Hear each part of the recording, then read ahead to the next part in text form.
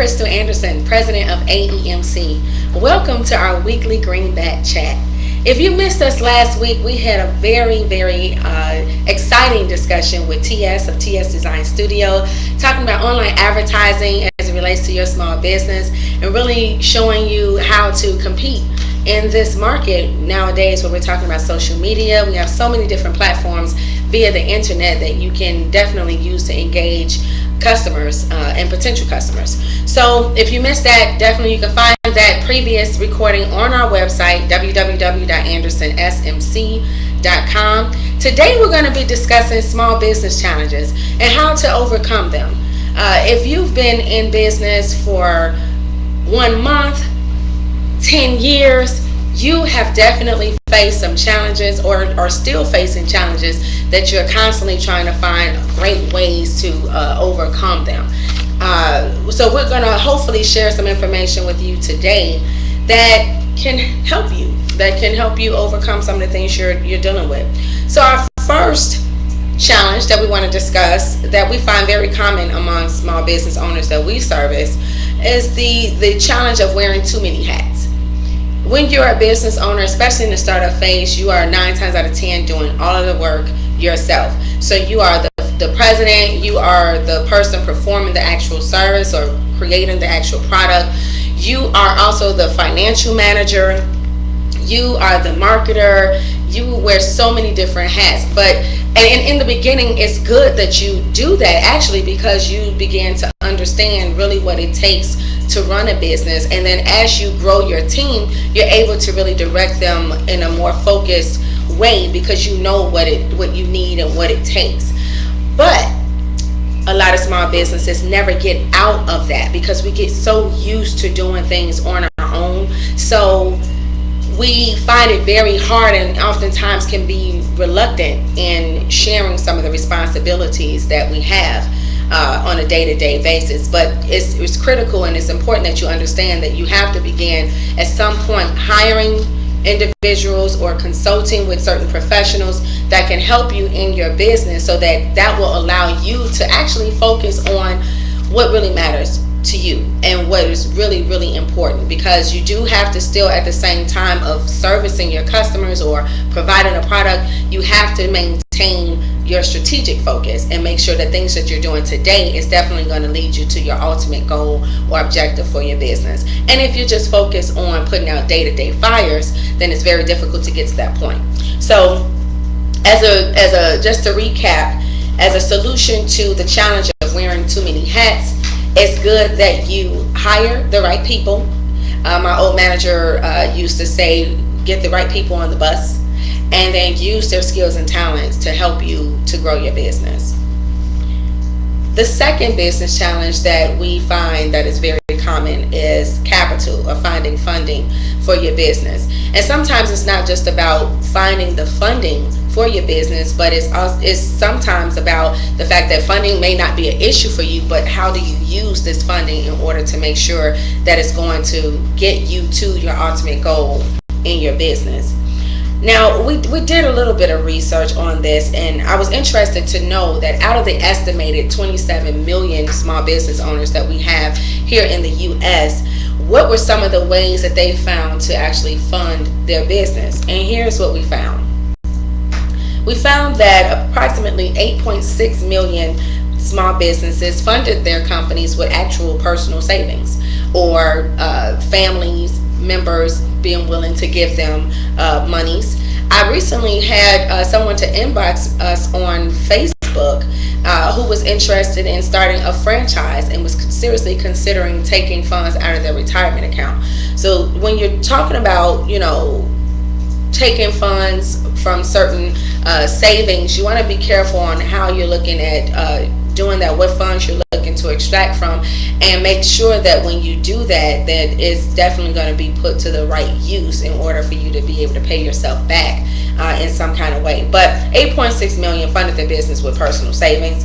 798,000 approximately used home equity lines. That also is a little capital. It's a option that I don't heavily consult with my clients and tell them that that is a way that they should look at getting funding for their business. I'm always using it as a worst case scenario, like a very worst case scenario.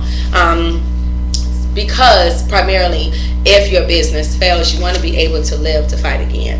And if you have placed so much of your personal assets into your business and commingled the two, then you really put yourself at risk and your family at risk. So you want to make sure that if you do that, that's a last resort. And obviously a lot of people feel that way because that was a lower amount of business owners that are actually using that method, but nonetheless they're using it. And 1.5 million, the bulk of the individuals looking for funding or using any kind of capital in their business are finding use with credit cards. They're easier to obtain, and they're easier to obtain. However, they are high interest most of the time, so you got to be careful on how you're using the different funding. Now, the other issue with capital, as far as startup businesses in particular, oftentimes you're starting a business without a business plan in the first place. And usually when you're doing a business plan or any type of strategic planning, it requires you to quantitate your actions. So put a dollar value to some of the things that you're saying you're going to need to do in your business. If you're not planning, if you're not writing a business plan, then oftentimes you're not realistically looking at how much it's going to really take to start up your company and to give yourself the working capital in order to get the business time to turn a profit. So oftentimes we just look at, okay, it's going to cost me X amount of dollars to obtain a location. I'm going to do a little bit of advertising, but I don't have a full-blown strategy for how this advertising is going to work. Sometimes as business owners, advertising strategy does not go any further than passing out flyers or just doing very light social media things that we don't do consistently, so we can't really expect any results from those things. But that puts you in a position where even if you have funding, where you're not having to go to the bank, it's not going to be used in a way to really grow your business. You're not thinking past the startup phase into, okay, I need to still be able to take care of myself or my family as well, and I need to be able to draw a salary off this business, and that may not happen in the first 6 months to a year. It takes many years before a business owner typically sees get to a point where they are able to pay themselves a regular salary from their business that is able to sustain them. So you want to take that into consideration as you're looking at your capital. Another issue that can be a problem for businesses that may be past the startup phase is if you are already you're in operations, you're operating your business, and you are finding it hard to maintain with just the regular sales and revenues that are coming in for your business. So you're looking at capital to grow, expand, or to help you get out of debt from some of the other financial choices you may have made that got you in debt. Then you want to make sure that if you're looking for a loan to help you clean up your financial mess that you may have gotten yourself into, that is enough, and that it does not actually have a counter effect where it causes you to be further in debt and you're still faced with a possible business failure. And I'll give you an example. There are a number of business owners that have come to me and discussed the need for capital and wanted to tap into some of the resources that AEMC has for getting capital for our small business clients. We do have a lot of resources for that, but we consult with you first to see exactly how much you need. So for example, if you need realistically $100,000 in order to get out of debt, consolidate some of the other loans that you may have, as well as giving you the working capital that you need for your operations or expansion, then and the bank is only giving you, let's say, $25,000 based off of your credit and other things that they take into consideration, then that $25,000 loan is really not going to help you. Now, unfortunately, many business owners would say, well, I'll take it, but it's taking a lesser amount than what you truly need to put you in a situation where you're just further in debt and you're just prolonging the inevitable. which in that case would be a possible business failure, or you do not reach the objective that you were trying to get to. So you want to be careful in obtaining loans, getting capital. You want to make sure that at startup you are accurately and taking the time to calculate what you really need and be realistic, and just imagine what you're going to need to do. What are the steps that you're going to need to take in order to get the business going? How long will it take me to operate this business before I am able to hire someone who can also do what I'm doing? And those things definitely have a financial impact on how much money you need. So be realistic and take the time to actually calculate how much capital you need, and then go for the gusto. Go and get what you need, not less, because a $5,000 loan does you no good and cannot help you in the way that if you need $25,000 could help you. So make sure you get what you need, and if you can't, try other options. Go through other avenues until you find an avenue that's willing to give you exactly what you need. Now, another business challenge that we want to discuss is slow sales growth. We actually wrote about this lightly in one of our other articles that you can find under our Greenback chat area on our website.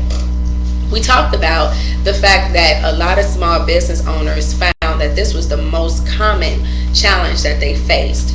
And we want to just talk about a few things on how you can really overcome slow sales growth. Now, understand that there are multiple things that goes into why you may not be experiencing the amount or volume of revenue that you're really looking for.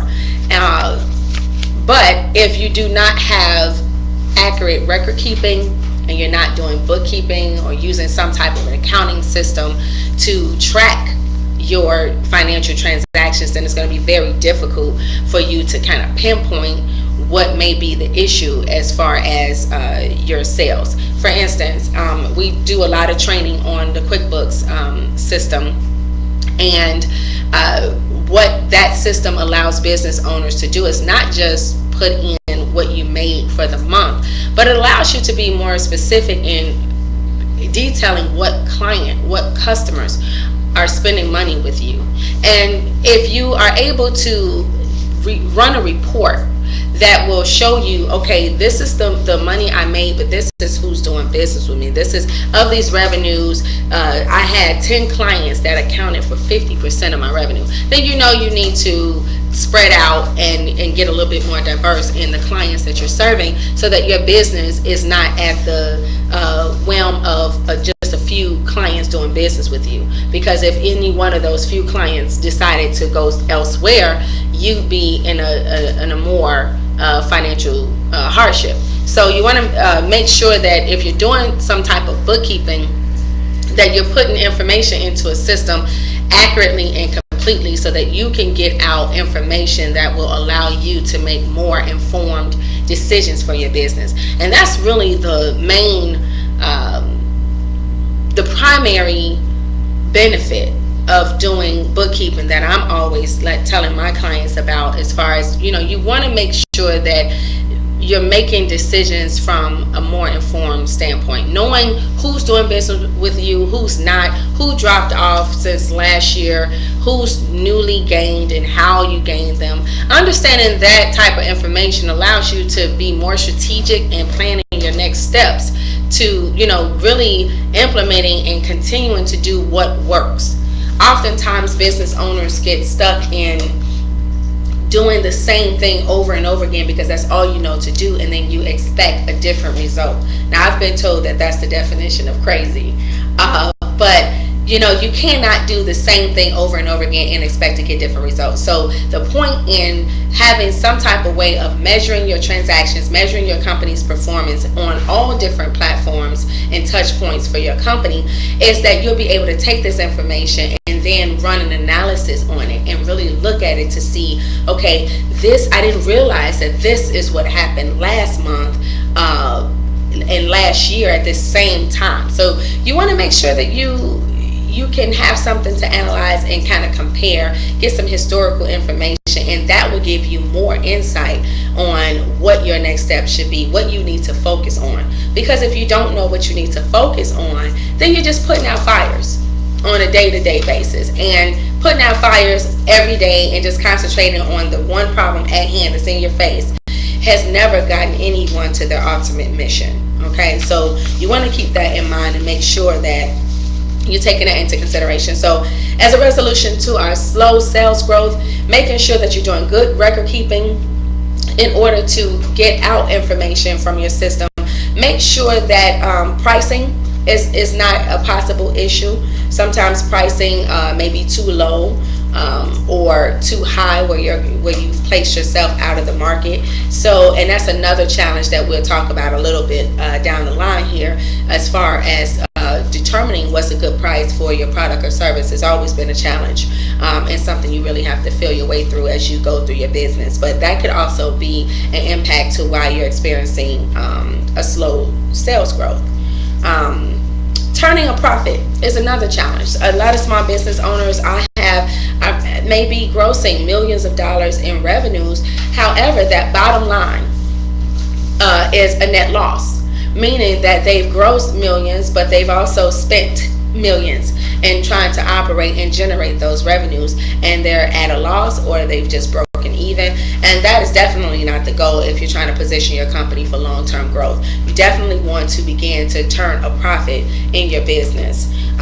Some of the reasons why you may not be profitable, again, goes back to the bookkeeping. I hate to beat a dead horse, but bookkeeping is so important, because if you're not turning a profit, being able to access a profit and loss statement or income statement will allow you to look at the categories of expenses that you spent money in and really look at, are these dollar amounts higher than what you expected? Maybe you do have a budget, and so you can start to compare your income statement, your actual cash outflows, to what you budgeted as far as what should be your outflows, and start to see what areas have those variances in them where you can determine, okay, I went overboard in this one particular expense. Maybe my payroll is too high. If I'm a transportation company, maybe I thought fuel was the issue, but I'm seeing I'm spending a lot of money in repair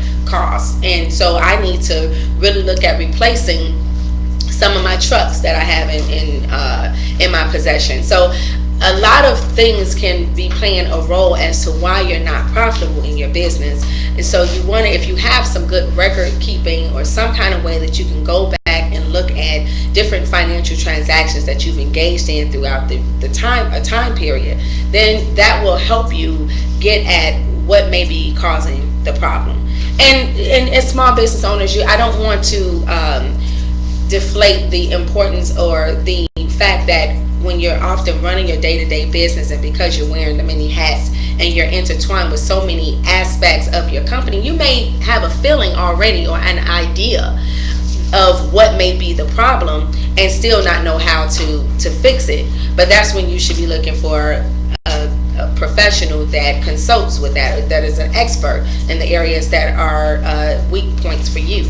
But financial data helps to either say, yes, what you were thinking was correct, and this is how bad it is, versus you were thinking it was bad but not as bad as what it really is.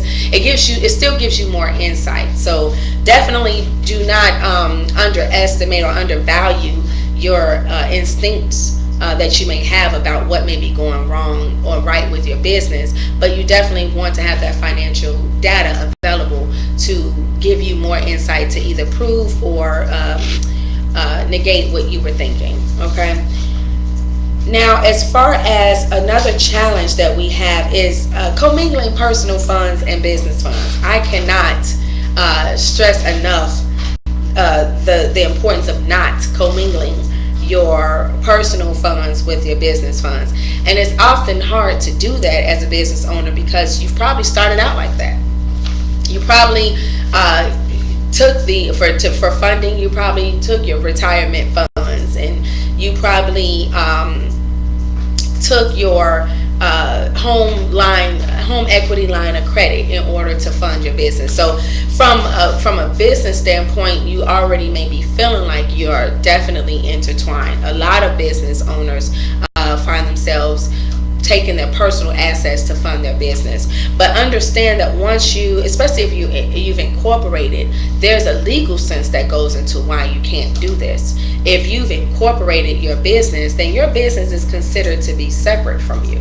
So you've just created an artificial entity all on its own that is completely separate from you as a person. So I've had this debate with numerous of clients, and one particular client actually was pretty upset because she just felt like, this is my money. This business is mine, this company is mine, and this money is mine. So I don't understand when you say that I can't just take money from my corporation. And I'm like, no, you gotta put yourself on payroll and you gotta do different things. And she just didn't want to hear it. But eventually she did, because she understood the ramifications of doing that. But it's easy to do, but it's definitely not something you want to get in the habit of doing. Definitely should not be commingling your funds. What I often tell some of my clients is that if you need to draw money from your account, then you want to do it in a lump sum and just do a transfer from the business. And at the end of the year, we'll determine if that was a distribution or if you actually are repaying that money back or have repaid it back. We can make that assessment during the year if you're doing regular bookkeeping, or if you're just visiting for tax purposes, then we can look at that at that point in time. But you want to be able to not have personal transactions coming through your business account. Oftentimes we see personal charges on business accounts and we handle them accordingly, but you don't want to make that a habit. So it's a way to do things where if you just extract a lump sum of money that you need, but you want to make sure you're not extracting so much funding from your company that it leaves your company in a position to not being able to have what it needs to operate. Another business challenge that I want to discuss is let's talk about that pricing, because we've talked about sales, we've talked about profitability of your business owner business. Let's talk about the fact that it's difficult to really make sure that you're charging the right price. Is a common discussion that I have with a lot of owners as well. And for products, if you're selling a product, it's much easier to assess what your pricing point should be, because you're able to assess how much it took for you to produce the product. You're able to take into consideration overhead into your calculation. Those are easy numbers for you to come up with. So you know that at the end of the day, you need to make at least that. So you have a break even point that you know, that you're aware of, because you know those two aspects. And then the profit. You can just say, okay, I want to be able to make $5 or $10 off of each sale of this widget. Okay, so that is that's a lot simpler than trying to price out your service. Now, when I've discussed this issue with a lot of clients, and what I've done for myself, is the first step that I find a lot of people do is just look at their competition. Call up the nearest bakery if you're a baker and you're looking at selling similar products as another local bakery. You want to look at what they're charging. But the only thing I will say as far as doing this particular step is to make sure that you're comparing apples to apples and not apples to oranges. Meaning, if you are trying to find a competitor, make sure that it's truly a competitor. And I'll give you an example. For AEMC, we are a CPA, tax, accounting, and small business consulting firm. So when we're looking at trying to see where our pricing point should be for different services that we may be offering, we would not look up a H&R Block or a Liberty Tax business, because that's oranges to our apples.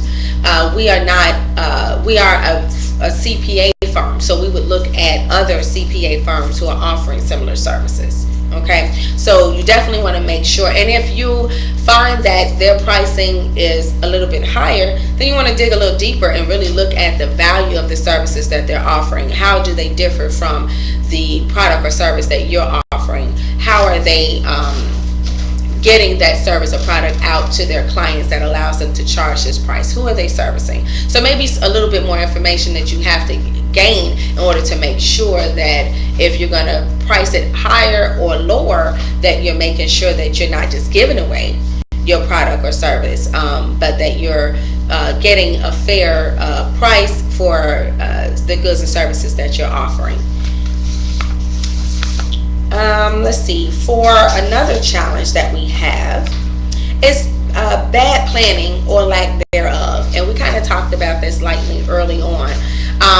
A lot of businesses do not start their business with a business plan. They kind of jump in there and then just hope for the best, and that's definitely not the way that you want to start your business. But if you have started your business that way, and you probably are at a point where it's probably overdue, you're overdue for a strategic plan that really causes you to look at your industry, look internally, and more in depth at your company's operations from various different aspects, and make sure that the things you're doing in your business make sense for where you said you wanted to go.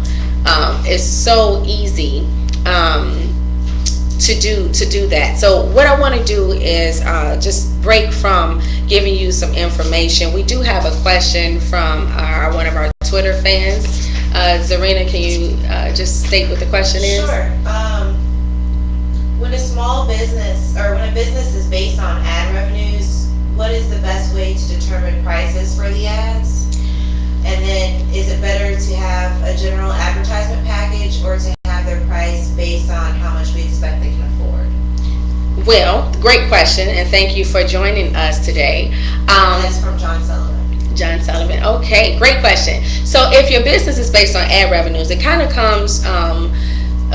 goes to the points that I made earlier, that you have to make sure that you're comparing apples to apples. So I would look at other companies that are providing those same services and look at some of the packages that they offer and do a comparison. So we often, when we're doing marketing, when we've looked at marketing strategies and work with other professionals that offer that service to our small business clients, they've created a benefits comparison table where it has your company and then it has your competitors, and then it says, okay, here are the benefits. The primary, it may be between 3 to 5 major benefits that you feel the service offering and what customers are looking for your particular service or product to have, and then you compare the two. So you want to make sure that when you're talking about packaging, that you're not offering a premium package for a very basic price and then comparing that to what some other ad revenue companies may be doing. They may be offering far less in their package and still charging a higher price. So you want to make sure that you're looking very detailed at what you're comparing and what they are basing their pricing on and what you're going to be basing your pricing on. In advertising, I had this discussion with TS of TS Design Studio that came up in our last Greenback Chat live streaming last week, where he talked about, graphic designing and anything in those marketing areas. Sometimes you are finding yourself, especially as a small business, in order to compete, you have to, you almost are forced to come up with more creative ways to get services and products to a client who cannot pay those premium prices that you may be able to get if you're working for a more corporate entity. So you do have to keep in mind your target market and what they can afford. So I would say it's totally okay to create packages that can adhere to or really benefit some of your clients that may be in a lower pricing point, but you don't want to give them premium, give them the steak at a beer budget.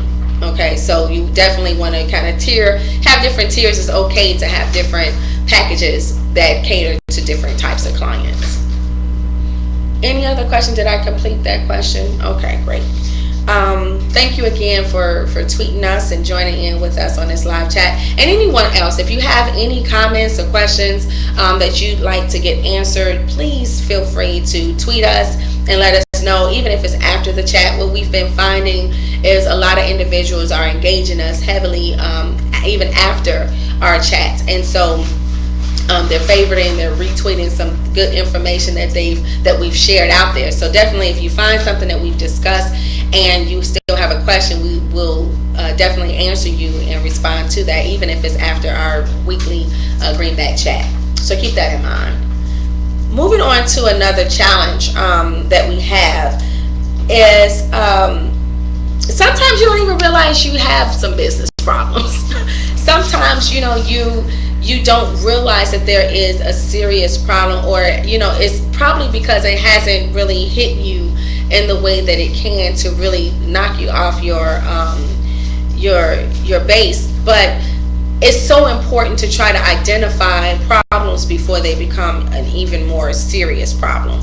So if you are regularly keeping records of your financial transactions, you're tracking your advertising campaigns and strategies that you're doing in your business, and tracking it for the results, and really being strategic in how you're running your business, then that will allow you to kind of catch some issues early on, versus you continuing to do the same things over and over again, and then wondering why you're not getting results, and then you keep fueling more capital, more funding behind bad actions or moves that really does not make sense for your business. So you want to definitely make sure that you're tracking your performance on all the different levels to make sure that you're able to identify things early on that could be a potential problem. If you see, for instance, that you have a website and you've been putting a lot of money behind advertising and trying to get people to come to your site, and you put $10,000 behind a campaign, you definitely would want to be able to track the return on that type of an investment, and know and look at the analytics to see if it's working, what's not working, and how long you should do this. Maybe I do it for another week and then stop, versus you continuing to do this all throughout the year and yet you're still not getting any results. Now, if you just have $10,000 that you don't mind putting to use in that manner, and you're not really worried about getting a return on that investment, AEMC is always willing to take a $10,000 investment into our company. And we could definitely put it to better use. So you want to make sure that, again, to get to my point, you can identify some problems before they become a problem if you are regularly tracking your transactions and things that you're doing in your business. But it's those companies and those clients that we've worked with that really have let things get out of hand, and they need those services. Now, the problem with this is that it oftentimes causes you more money to deal with than what it would have if you had just stayed on top of your business and making sure that you're tracking certain things and making sure that you're aware of certain red flags. But when you let it get out of hand, now you find a lot of companies that potentially try to take advantage of the desperate state that you may be in. Once you let things kind of get out of control, you find yourself willing to take a loan that's charging you 25% interest, versus you were previously in a position where you could have gotten a much more competitive package to help you avoid the situation that you now find yourself in. But it's not for you to beat yourself up, but if you find yourself at that point, definitely want to make some strides to do something different. Can't keep doing the same things and expecting different results. Okay, so that's definitely a common challenge, because and the other way to really combat this is working with professionals who genuinely have care for you and your business and what you're doing. We here at AEMC, we genuinely care about our clients, and so when we have our clients come in and we're looking at all your financials and you're sharing all of this personal information with us, it is for us to take that information and see where there could be some red flags.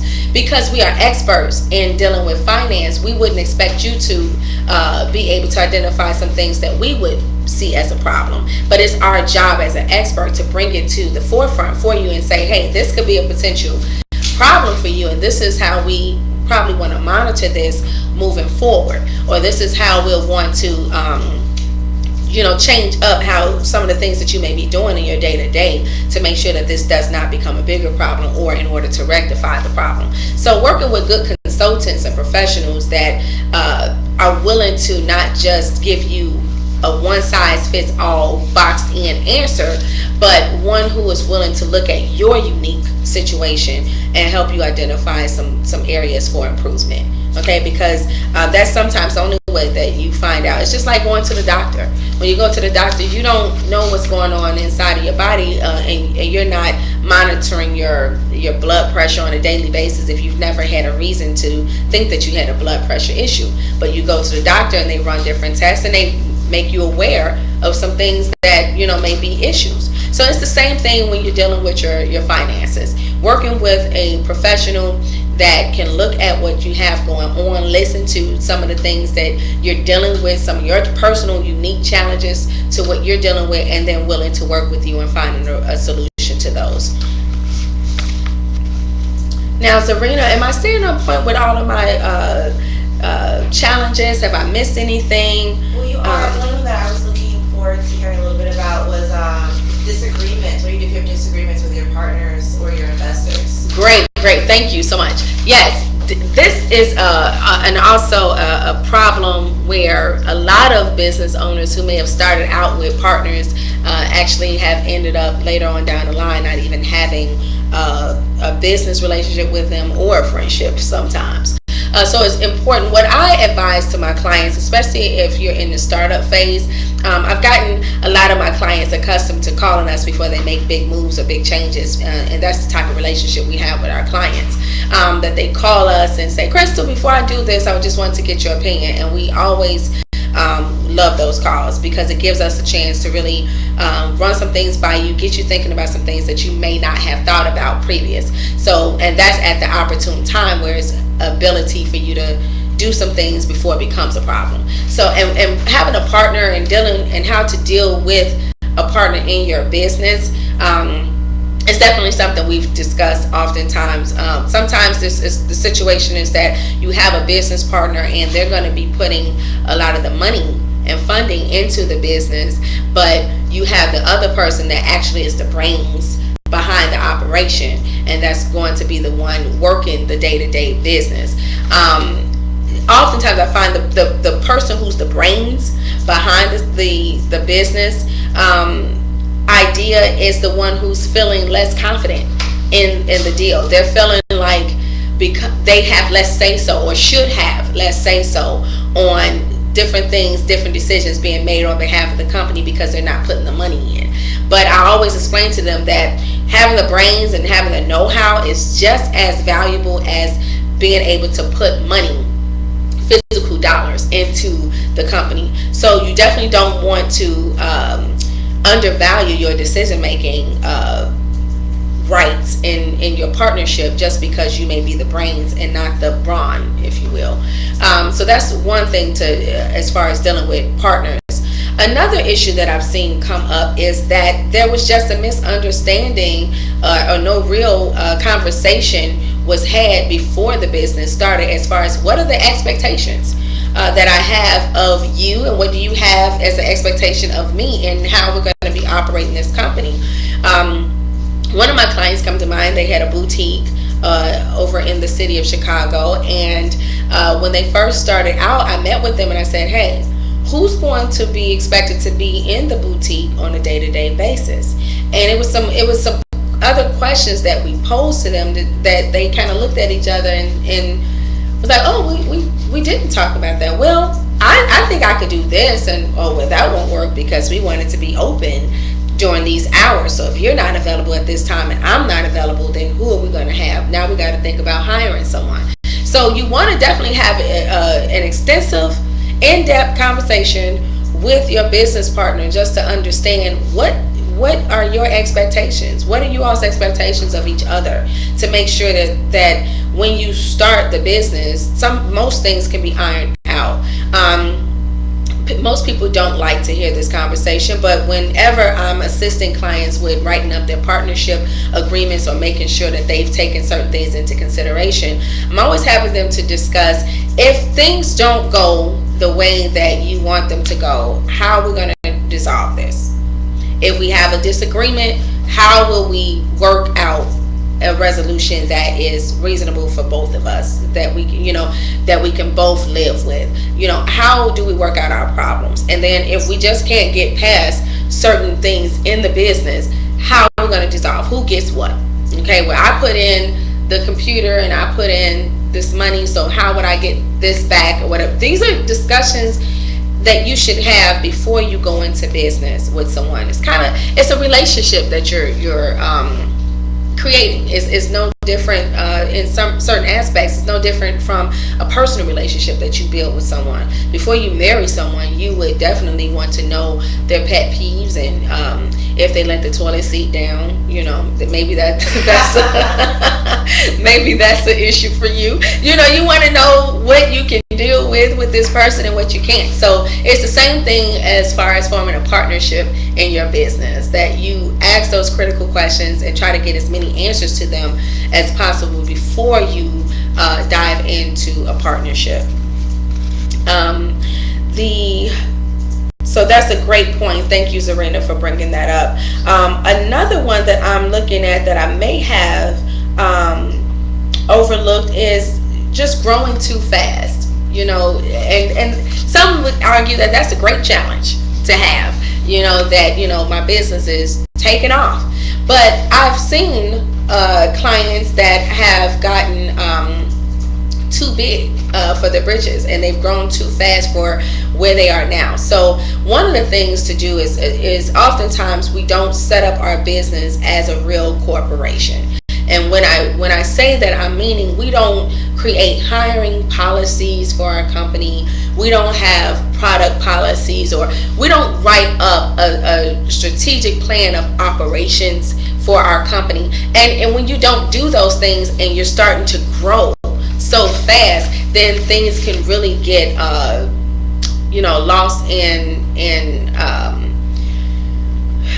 in transition as you try to position yourself for growth. So you want to definitely have a foundation. One of the things I believed in heavily in starting out AEMC was that I wanted to have a foundation that would support a small base of clients or a large base of clients. So I've created policies and internal procedures on how to deal with different things as they come along that will allow us to be able to handle the workflow of thousands of clients or 200 clients. So that's important for you to do as we look at dealing with how to deal with the problem of growing too fast. Another issue that you may realize or get a hint that you may be growing too fast for your own good, if you're selling a product and you get so many product orders that you don't have the money or the manpower or the production capacity to meet those orders. And we do have a number of clients that engage in the creation of personal care products, and having an increase in sales definitely means that you need to have more money, because it takes money to create the product and get it through to the client. So from production to shipping it out, you want to make sure you have the funds available. It's nothing like having everything on back order because you just didn't have the money to produce it, so you've been waiting to get an order or get a large bulk of orders. But now you have your customers waiting a longer time frame, which if they're already wanting to go to the store and buy it, and a lot of customers are impulse buyers, we want it right now. So if I have to wait a long time to get your product, you really put yourself in position to possibly lose that client, or really make them hesitant and wanting to reorder with you because they know it's just going to take a long time before they can get their product. So you want to, growing is definitely a great thing. Growing too fast and not having the foundation in place to be able to handle growth is definitely an issue. So you want to have a game plan for, as you engage heavily in different campaigns and advertising and really ramping up different activities for your business in order to get more sales, you want to make sure you have a foundation in place and a strategy in place. You already have some people pinpointed that you can hire once it turns into an increase that can take your business to the next level. Okay. Do we have any other questions? I want to make sure that I'm not. Okay, great. We have another challenge: paying yourself from your business. I had a client that says, you know what, I have not been able to pay myself, but they're making, great revenue. Gross sales are not a problem, but the problem is I'm not seeing where I have enough to extract to pay myself a decent salary to live. And I just feel like I'm doing everything for my business. Every dollar that I'm getting is being reinvested back into the company. And so my advice to him was just take it. You have to take it. You have to force yourself to get in a habit of paying yourself something for the time and energy that you're placing into your business. It's important not only from a financial standpoint, but from a mental standpoint of not being too stressed. Because oftentimes we can, as business owners, we have a much higher level of stress, I think, than people who are just employees working in companies. Now, granted, if you're an employee and you're in a higher level, you probably have just the same amount of stress, if not more, because you're dealing with a lot more people on a day-to-day, higher staff and things like that. Just a lot of things going on. So stress in business is definitely synonymous, and you want to make sure that you're doing what you need to do to relieve as much stress as possible. And not being able to meet your personal bills and having your business as the 100% source of your income can definitely be a problem and add to your stress. So you definitely want to get to a point of budgeting. Create a budget for not only your personal but your business as well. And oftentimes in the startup, it may require you to be a little bit more frugal in the beginning years so that you're not extracting too much from the business where the business doesn't have enough, but you don't want the business to get all of the revenues coming in and not being able to take care of yourself. So you do need to find a balance. And speaking of balance, about balance, that really takes us to the next point as far as talking about another challenge of balancing work and life. So I know when I used to work in corporate, balancing work and my personal life was always a challenge. I'm a single mother. At the time I had 2 kids, and it was definitely a challenge having to go to work 9 to 5 and oftentimes work overtime, and then come home, cook dinner, make sure homework is done, and just finding that relaxation time for myself to be able to regroup and re-energize to go back the next day and do it all over again. And when you're in business, I just talked to a client asking her if I can catch her before 5 o'clock, or would she not be available after 5, and she's like, I'm going to be here until 11 o'clock. There's not a day that I don't leave my office before 5 or even 7 o'clock. So we put a lot of time into our businesses as business owners, especially if we're wearing multiple hats. And even if we have staff, just spending the time to making sure that things are getting done at the level and quality that you need them to be done at can be very time consuming and make you have to put in a lot of hours for work. But you cannot undervalue the need for relaxation, taking time to really find time for yourself, not just the kids, not just the role that you may be playing in your home, in your personal life, but also just for you to regroup. I used to find it hard for me to find time to go out and actually have a good time with friends or network, because I'm just in the office making sure everything is getting done and that I'm not behind and things like that. But I found as I went out and had a good time, I was able to regroup. I came back with more creative ideas and things that I could do to really lighten up my workload, because at the end of the day, it's about working smarter, not harder. So, but if you never pull yourself out of the matrix, if you will, in order to be able to look down at the situation of what's going on, because you're just always in it, then it's very difficult to get to the point where you're finding some balance between work and life. But you should, I read a nice article, and we'll probably try to make it available for you on our site.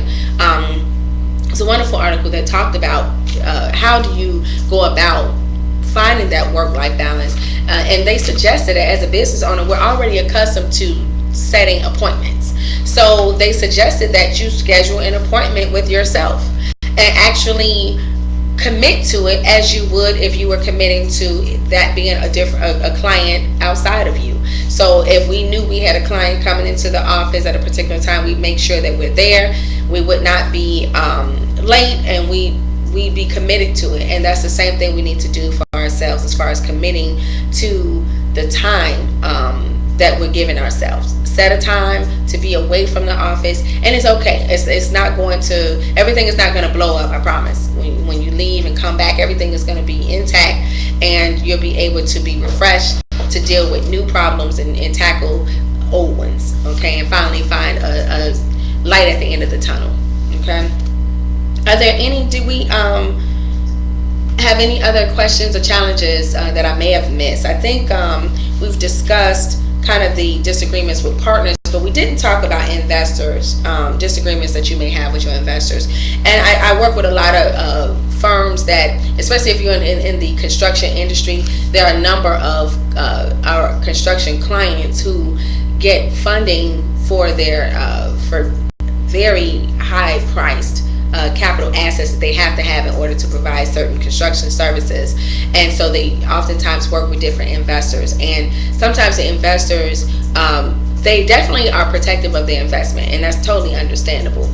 But it can, for a business owner who's working a day-to-day and does feel that they have some business savvy and know what they're doing, that could be a little off-putting or the cause of a lot of disagreements that you could have with your between yourself and your investor. So you want to just make sure, the same way we discussed any problems that you have with your partners and having those upfront discussions, you want to have those upfront discussions with your potential investors to say, hey, once you invest in this company, this is the rights you'll have or won't have. Are you okay with that? You know, you definitely are discussing, you know, what they expect as far as how you're using the money, if they want say so with what how the money is managed, or, you know, would they want their own CPAs to kind of look at the financial management? Would they require you to do some of those things? So it's a lot of discussions. It's a discussion that needs to be had. It may be a little different from one you would have with a partner, but you definitely want to have a discussion with anyone that's going to be vested in your business in any manner. I think that we've hit most of the we have another one. How do you deal with making the decision to go from a home-based business to operating in an office setting, or making that investment into buying a commercial building even? One of the things that I would suggest is that you look at what you're currently bringing in as far as revenue. Try to get a good estimate of how you expect your revenues to grow once you step out of your home, because, you know, the argument has been made that, you know, definitely you can see more potential in getting more revenue once you step out of your home. And it really depends on the type of clients you plan on serving. Some clients, the new clients we've had call even now, and they want to make sure that because they know it's a small business, that they're not coming to someone's home. You know, we've had those questions. Some people are just very particular about that. So, you know, some people take you more seriously or feel more justified in paying the higher price for the service or product that you may be offering, because they know that you're not operating out of your home. So it just depends on the type of business you're running, where you currently are in your revenues as far as what you're generating. Is what you're generating now enough to sustain you, so that once you take on additional overhead, you still want to have a cap and want to be realistic in how much additional overhead you take on, because you definitely don't want to go out and get an office space that's costing you $3,000 a month and you still have a mortgage to pay for your home and things like that. So you want to make sure that you are staying realistic, staying within some type of range and capping yourself, so that you're not going overboard and giving too much money in areas that's going to detract from money that could go in other areas of your business that would be more advantageous. Okay, so that's important. It's definitely not a one size fits all. It's a very subjective matter. A lot of these challenges have been subjective subjective because it depends on the type of business you're in, what stage you're in as far as running your business. And so it's a lot of different aspects that have to be taken into consideration when we're talking about a lot of these challenges. What I would say as a final piece of advice to everyone, if you've heard any of these challenges and you're looking for someone to consult with and discuss this and get some ideas about, then you want to feel free to contact us or go on our website and book an appointment. 1 hour consultation is what we're giving new clients, and this consultation is for free. And so it definitely opens the door for you to be able to engage an expert, a professional who's already accustomed to working with many small businesses to give you some insight and help you get a fresh pair of eyes at your challenges that you may have been faced with. Okay. What we're going to do is we're going to end our live chat at this point, and we'll continue to post some tweets out there of information that we have been sharing during the chat. If you have any questions or comments, there was one more comment. Okay. So we'll read your comments. We'll definitely respond back to you. We look forward to your engagement even after our chat. If you've looked at this video and you had some questions, or if some of the information really helped you, please, we want to know that as well, because we want to know that we are adding value to your business. I have a question. Sure. What would you say to small business owners who have had maybe one or many failures in the past, but still have a passion for running a business or their particular business? That's a great question. Sometimes you don't get through these challenges in a way that it allows for you to continue running your business and actually get to a successful point. Sometimes your business may be a complete failure, and so it's a very emotional thing that we go through when we're dealing with a business failure.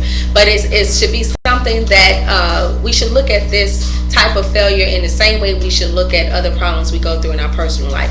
Persevere through them, because there's been so many business failures that have actually led to successes. So, one of the things that I've found is that business failure also humbles you.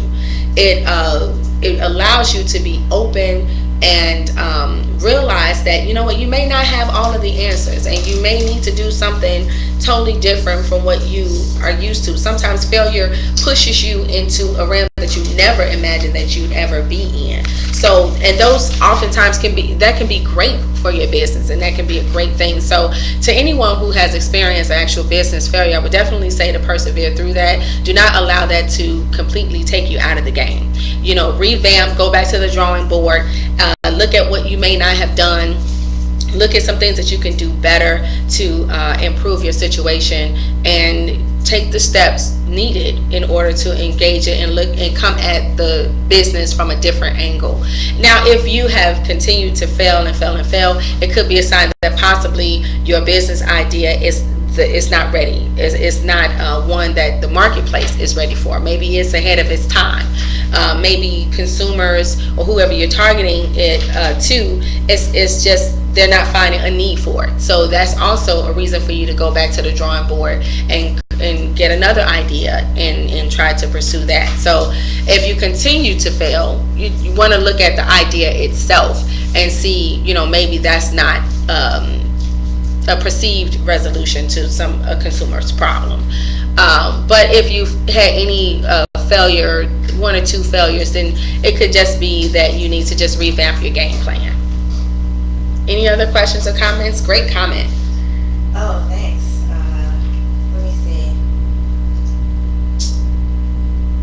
How should we measure our success? Like, what is really the thing? Like, how do you know you've made it? Good question. That's also very subjective, because some people who can meet payroll every week feel that they have created success in their company. Success is really subjective. It's what you feel it is.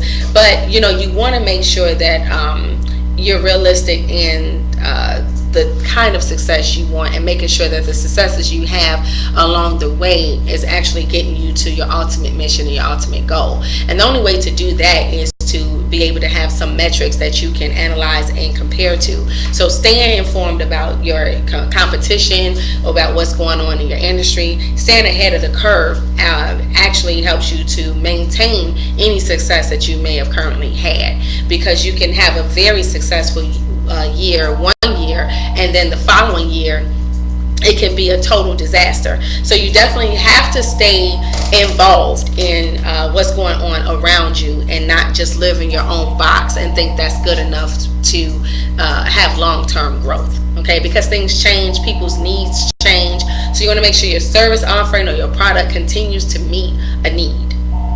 Okay, and as long as you're doing that, then you're successful. So, and I think this Greenback chat has been a huge success. I agree. I think we've shared a lot of information with you, and if you agree with us, because that is really what matters, we'd love to hear from you. Again, please engage us either during, after, before the Greenback chat. We'd love to hear from you. Check back with us next Friday. We'll be doing our Greenback chat at 12 PM CDT. We'll be doing this every Friday. Sometimes we do it live, sometimes we don't. You just got to find out. Tune in. So we'll see you on Monday. Please have a great weekend, a very prosperous day today, and we look forward to seeing you soon. Thank you so much. Bye-bye.